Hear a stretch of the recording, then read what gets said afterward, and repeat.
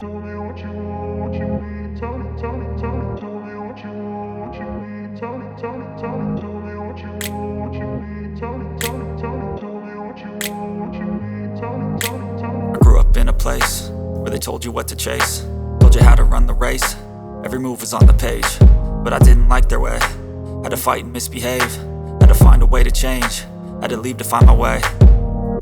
Caught up in a daydream, I beat my mind up there almost daily. It's how I pass time, no opinions safely. It's how I understand what I want in this place, see. Cause everybody wanna tell you bad things, what could go wrong, what fame brings. But success is a finicky thing, and if you ain't sure, no, it'll never be. I don't wanna let myself down, myself down. I don't wanna let myself down, myself down.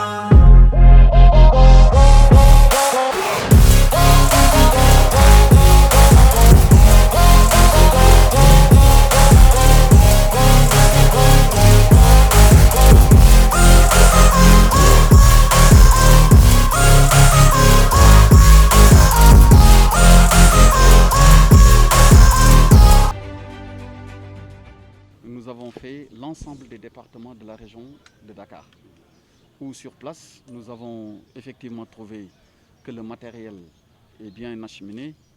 Les autorités administratives à la tête des différentes circonscriptions visitées ont bien confirmé que dans le cadre de la coordination, les bulletins des listes en compétition sont bien vérifiés, leur composition également, et tout le matériel qui doit être utilisé pour un vote normal donc, est sur place.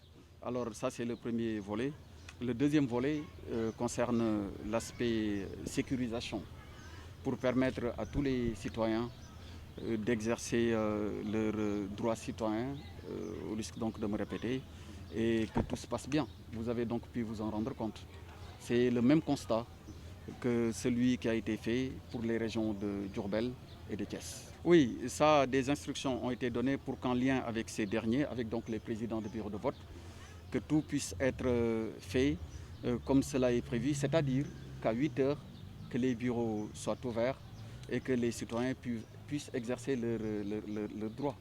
Ça a été bien précisé et comme vous en êtes aussi rendu compte, dans le cadre des différents échanges, toutes les assurances ont été données sur place par les autorités administratives qui, naturellement, sont à pied d'œuvre. Et je tiens à les féliciter pour le remarquable travail qu'elles font depuis le début. Sans oublier, bien sûr, la DGE, qui est le bras technique du ministère pour l'organisation de ces élections. Oui, en fait, nous avons en charge l'organisation des élections. Donc notre devoir, c'est de faire en sorte que celle-ci, c'est-à-dire l'organisation, se passe normalement. S'agissant des citoyens, tout ce qu'on peut dire, c'est que chacun connaît son rôle. Je l'ai répété à plusieurs reprises, c'est un moment où on doit choisir. On doit choisir ceux qui sont à la tête donc des collectivités territoriales concernées par cette élection. Il s'agit de choisir donc les conseillers départementaux, municipaux et de ville. Chacun pourra faire son choix. Et s'agissant plus globalement des candidats, je n'ai pas un message particulier à leur endroit. C'est des personnes qui compétissent et comme dans toute compétition, je l'ai dit tantôt également, il y a de la passion, mais la raison doit toujours finir par l'emporter.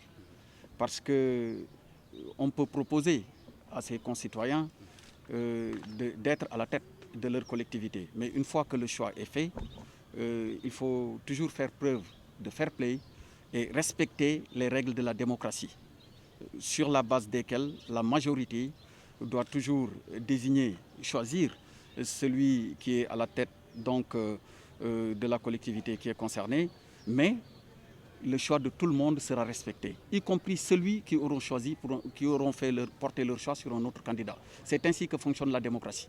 Elle est tout simplement belle. Alors, ce que je voudrais préciser à ce niveau, c'est qu'en fait, demain est le parachèvement d'un long processus. Parce qu'un scrutin, ce n'est pas le jour J qu'on le prépare. Ça commence depuis, disons, la révision, l'inscription, la distribution des cartes, la campagne électorale, et enfin le jour J qui est le jour du vote en tant que tel. Et pendant toute cette période, le directeur général des élections ici présent et les autorités administratives assurent sous l'autorité du ministre de l'Intérieur la formation de tous les acteurs qui sont impliqués.